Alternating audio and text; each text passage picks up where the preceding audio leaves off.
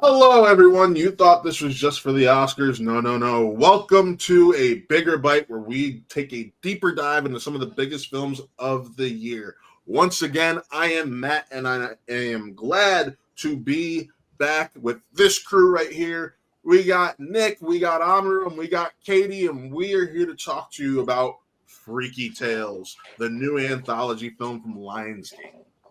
How's everyone doing today, first and foremost? Nick, how you doing, sir, with that porn stash? I'm good. I'm glad to be here. I'm glad to finally get Bigger Bite going again. Yeah, I'm ready to talk about Freaky Tales, which is not something I thought I was going to be saying before I watched the film. Katie, how are you doing, ma'am? I'm great, thank you. Yeah, also excited to get into Freaky Tales as well, yeah. And Rue, besides my Cavs beating up on your Knicks, how you doing? I mean, y'all are losing right now, but it's fine. Anything Yay area related, Oakland related, I am here for 100%. I'm just going to do this now. These three have heard this story like 50 times in the last week, but I lived in the Bay Area for 10 years. Went to UC Berkeley, go Bears. Taught in Oakland for 6 years. So I started this movie knowing that Ryan Fleck and Anna Bowden, well, Ryan Fleck is from the Bay and Anna Bowden is his director partner, knowing that they like rep the Bay real hard, I was like, I wonder if my former place of employment is there. And I had the biggest Leo meme, oh shit, because the ice cream shop is right across the street from the building I walked into 5 days a week for 6 years straight, and my kids went to every day. I am hyped as fucking for this movie. I am hyped as hell to talk about it. And I have had a huge smile on my face ever since, on top of a cameo of a Bret Hart Middle School alum that was absolutely pitch perfect. That's how I'm feeling right now. So clearly Rue loved the movie.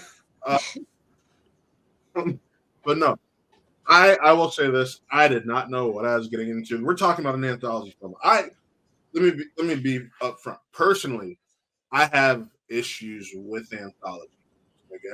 They're very hit and miss with me. Most recent case in the last few years before this being Kinds of Kindness. Yeah. Anyway, but what were your thoughts about the film? And I'll start with Katie here. Katie, what were your overall thoughts on the film? I'm the same as you, like going into it, I never think anthology films have like however many stories they consist of, they're not equally as strong and they don't all engage me as much as I think they should. But with Freaky Tales, all of them was so engaging. It didn't feel like they were separate stories that didn't exist together, but they were also distinct. It was super fun, incredibly entertaining. I really, really loved it. And even without that like connection to the place, I had so much fun with it. And yeah, it was great. I really enjoyed it. Nick, how'd you enjoy it? Because I know you already said you weren't expecting to be liking it as much as you did. No, it's my first big surprise of the year. There are a couple films I liked, but I kind of expected to like them. But I feel like this one had a lot of things working against it going into it. You had the anthology format, which I agree with the others here. It's not something I tend to like. Lionsgate's not having a good run right now. They haven't had a good run for quite a few years now if it's not called John Wick. Yeah, there's some stuff that pops in here and there, but they're often on my list of lowest rated movies of the year.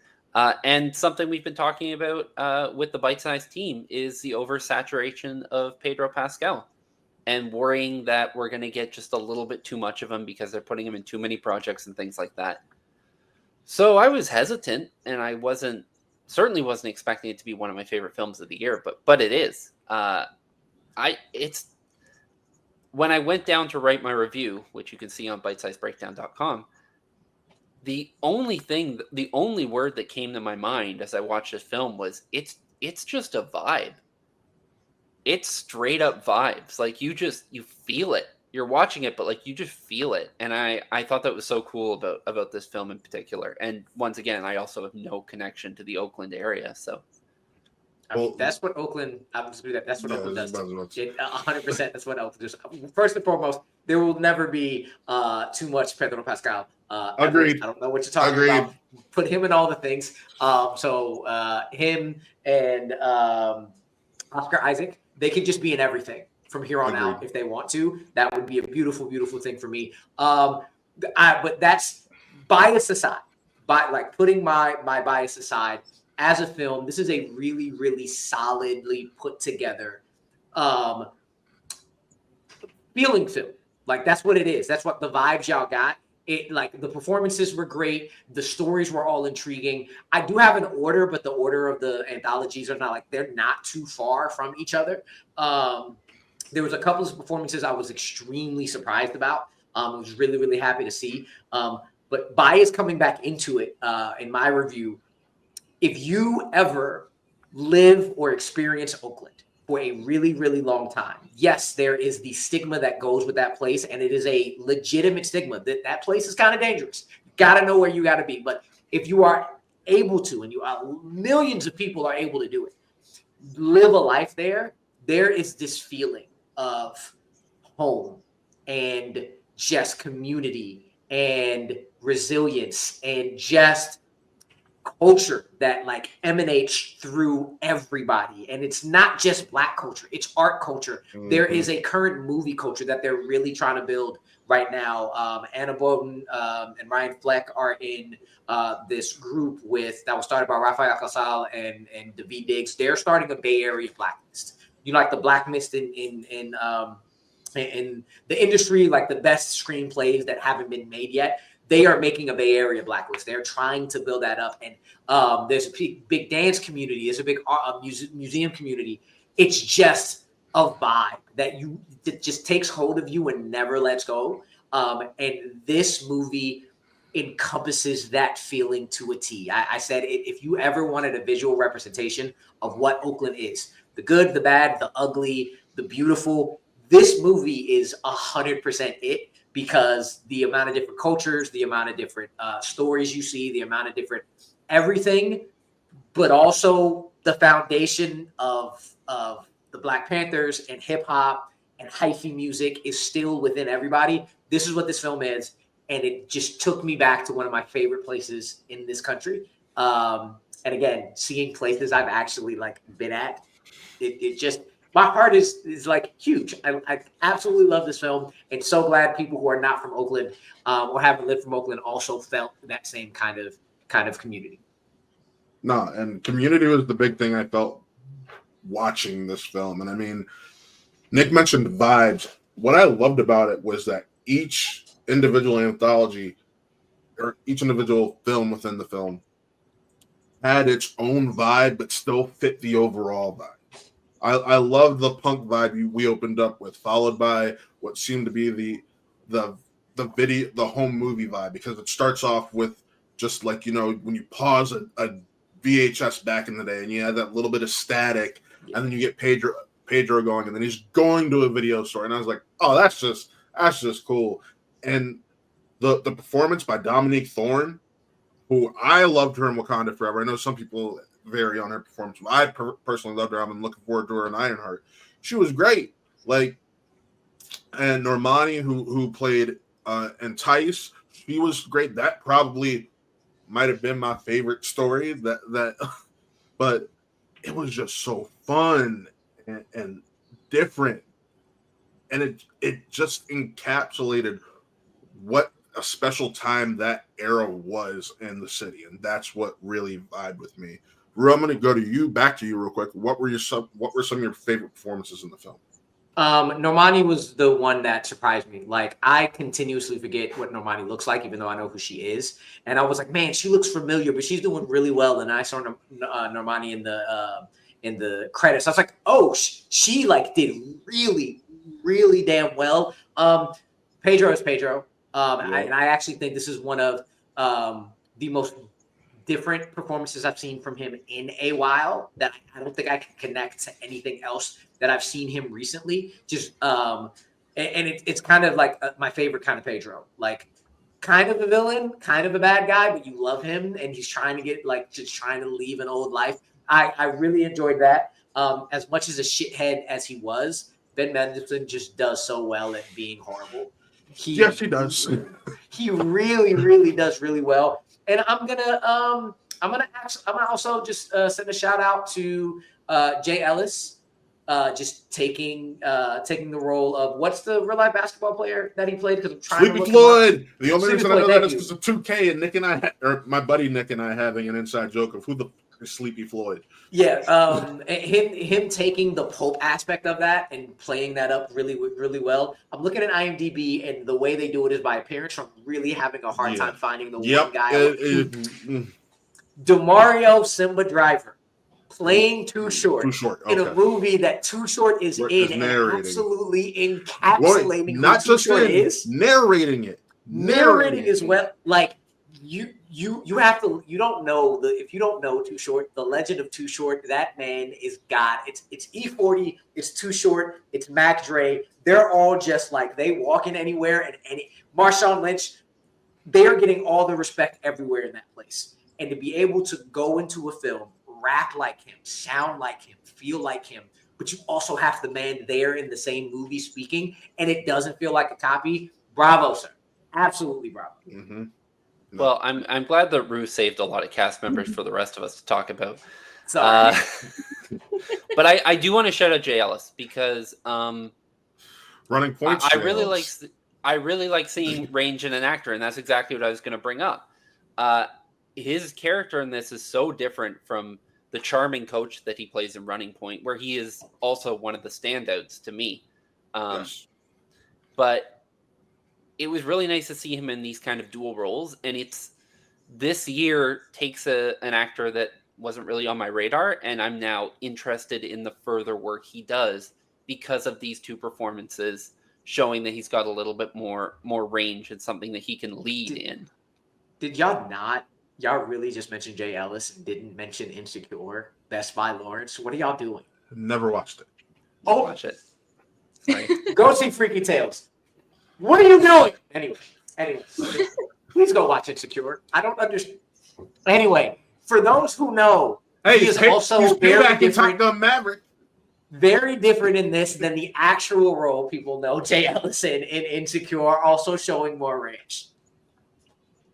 But yeah, Normani was a standout. The whole kind of 8 Mile rap sequence, MTV style, I thought was great. And I think you kind of nailed it without saying anything off the top. Is there's such a cool through line of music in this film? Not necessarily like within the soundtrack, but like the opening is a very punk centric. And then the second one is very hip hop centric. And then we start to go into like the video store and the vibes and stuff like that.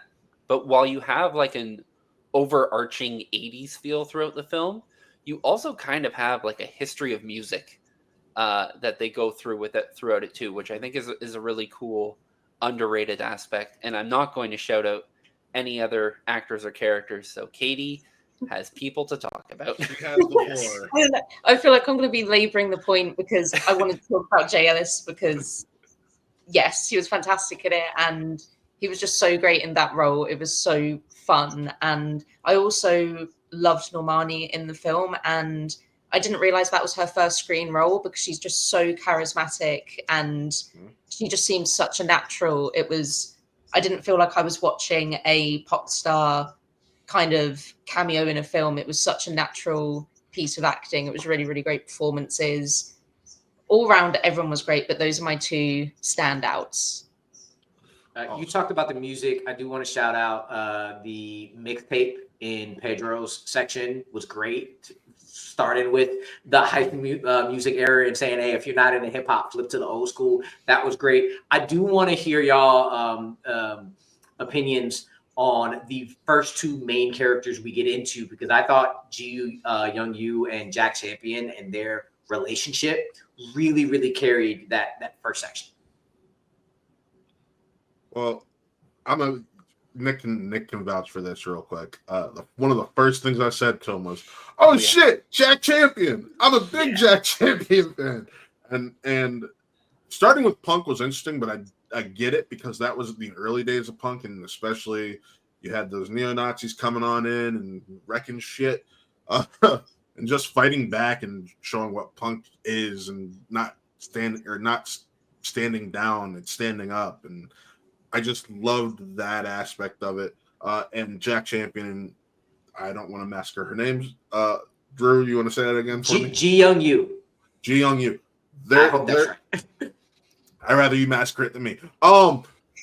Anyways, I enjoyed their performances, and it was fun because it's clearly the two friends who have feelings for each other and don't do shit about it, and then they finally do something about it when it's all said and done. And I was like, all right, we can vibe this. This is nice.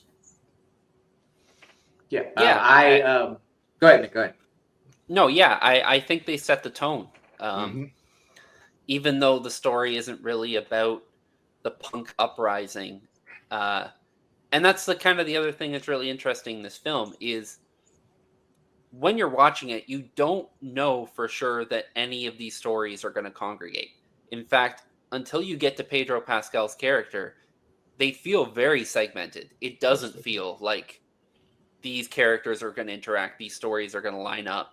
And I think that's kind of an interesting way to do an anthology instead of, instantly laying the groundwork that, we're leading from here to here and here.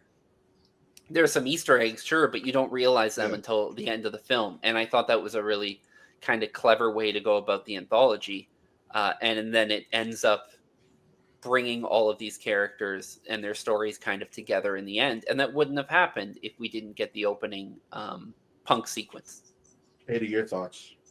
I think that opening sequence and those two characters, it had for me a Scott Pilgrim versus the world kind of energy. And I really, especially the last shot where they're on the dance floor and it seems like it's just them two. And I really, really loved that. I was such a sucker for the romantic kind of subplots. It was just so cute. But it also really leaned into the punky violence as well.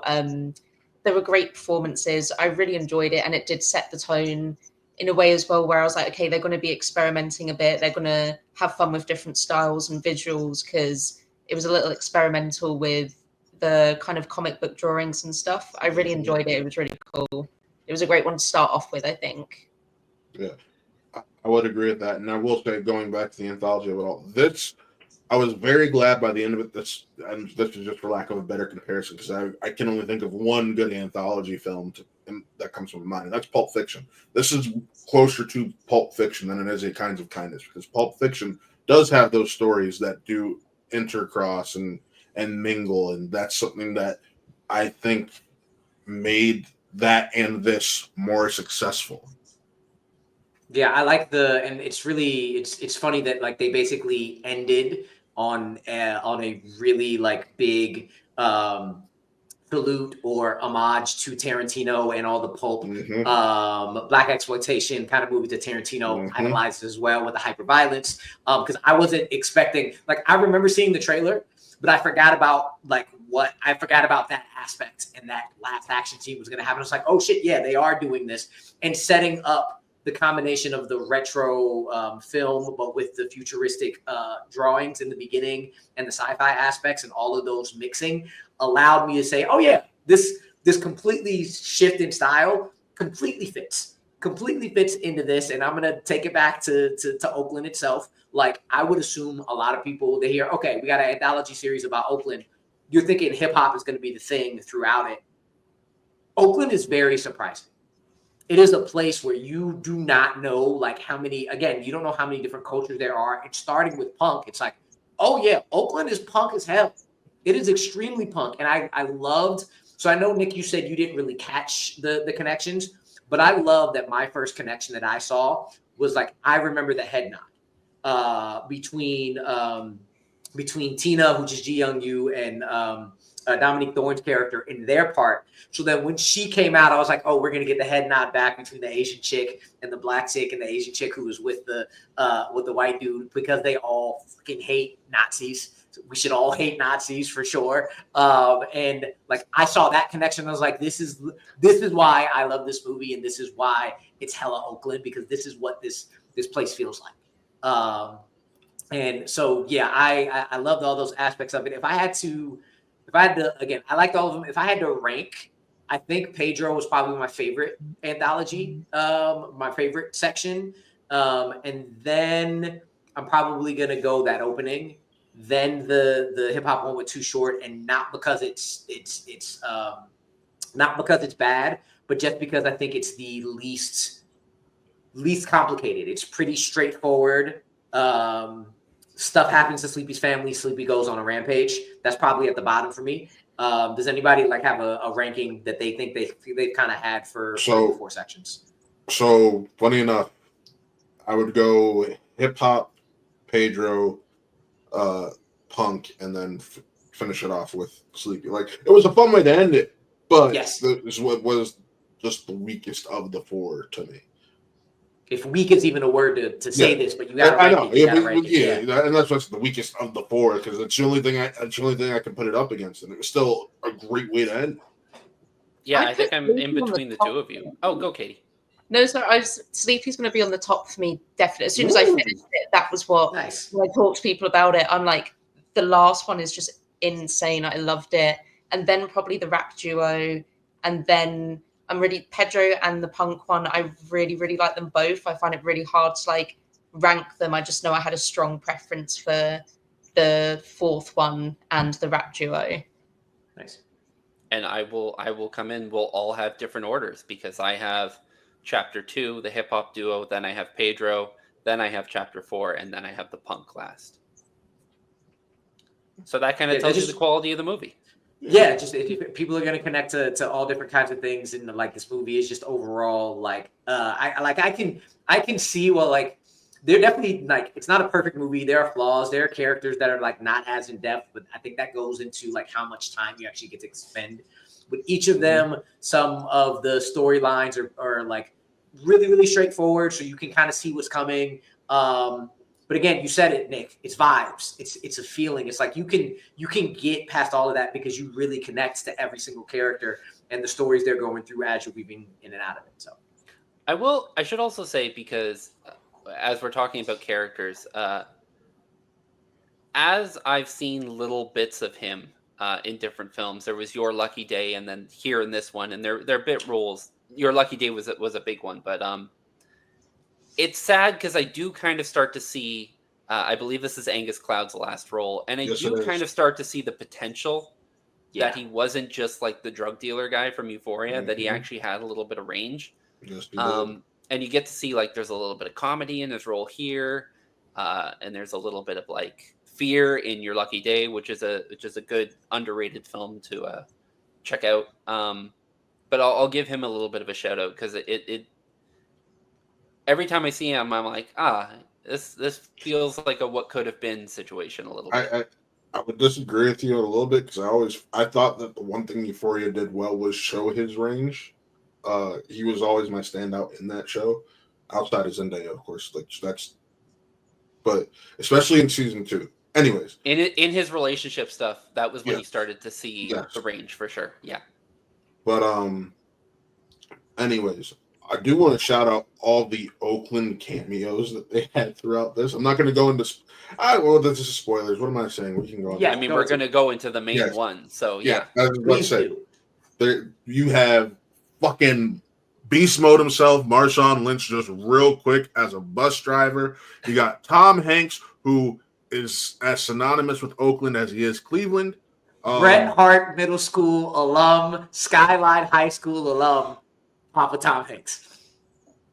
Listen, he claims Cleveland just as much. So I got it. Like, we can go award this, but it's just the truth. Sorry, Bret Hart with an E, not the Calgarian pro wrestler. No. Yes, BRETHRHART.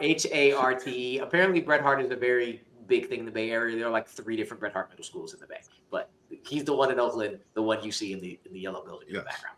But there's a lot of Oakland love, as we brought up throughout, and I feel like those cameos are just a way to show that, because they got these people who mean so much, and I love how they referenced him numerous times throughout the film, just like that comedic actor from like Splash. I was just like, that is. Who's working at the movie store but Tom Hanks? And I was like, wait a minute, fuck. Yeah, and his last name is Hank, so it's great. Nick, I know you really, really were like surprised for him to come in. How great was that just small little bit role in there? I mean, like, as I'm sitting here waxing poetic about the film, it's the best part of the film. Like, it is my I love seeing Tom Hanks in that kind of role. It was a big surprise for me because, yes, I understand that you have the kind of Oakland connection there, but I did not. So him popping up was like, oh, that's a big name for what feels like almost an indie movie aside from Pedro Pascal's involvement in it. Yeah.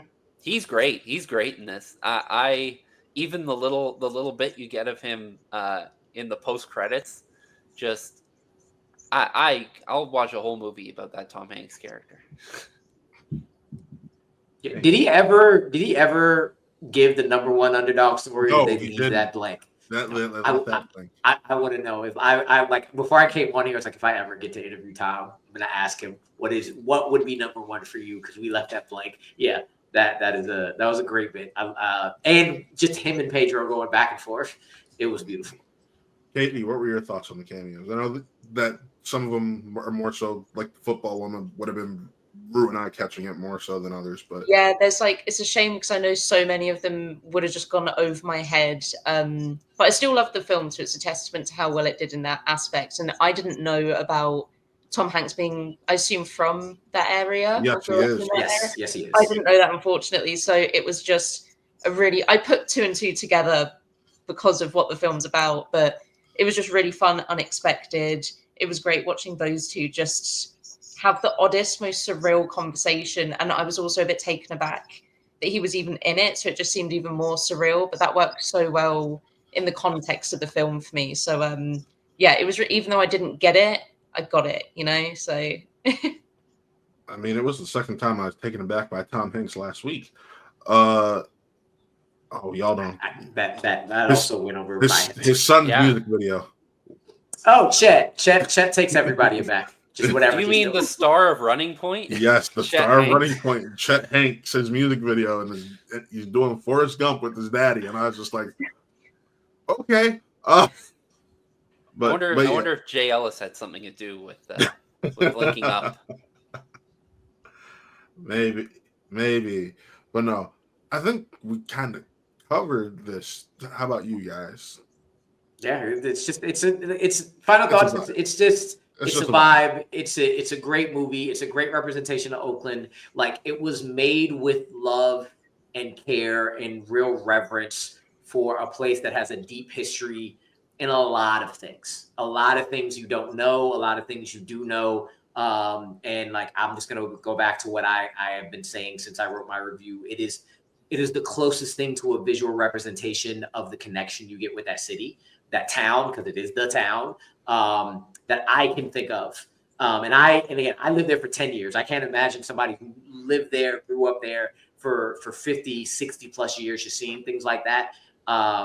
It's my favorite movie of the year so far. And I know it's probably going to be top 10, top 20, depending on this year. The rest of this year plays out. This is going to be a tough year because there's so much coming out. It's the second year post strike, and those are always big years. So I am very interested going forward. But final thoughts from Nick and Katie? Yeah, Katie, do you want to? Yeah, I couldn't recommend it enough, even if, like me, you don't have a connection to that area and you're not going to understand the references. It's not going to impact your enjoyment of the film. It's so good. Like everyone said, the vibes are so strong. And even though there was a lot of stuff that I didn't understand, like culturally, you can feel the authenticity and like heart in the film, and the idea that people who are making this is like their home. You can really feel that. So yeah, that's my thoughts. Nick? Yeah, regardless of where it lands on my year-end list, it's going to be a film I remember, and I think that's saying something in and of itself. Honestly, like the biggest thing I can say about this film is it's much better than the trailer makes it seem. I know the trailer has some moments in it, but I need people to if you're not sure about the trailer, still give the film a shot, because it'll surprise you. If you somehow haven't, and we've now spoiled the entire thing for you, you should still go watch it anyway. It's a vibe. I'm probably the only person who didn't watch the trailer. I just said, told, hey, watch this. And I was like, okay. But no, it is a vibe, and I'm glad I got to see it because it's early high up on my list for favorites of the year. And I'm looking forward to that. And you could look forward to everything else going on over here on Bitesize Breakdown, whether that be the website or the YouTube. You can find these lovely people on the website, and you can find me here on a bigger bite in my own personal YouTube channel, Watt Real Entertainment, where Rue will be on in about a week and a half for trivia. So be sure to tune in for that.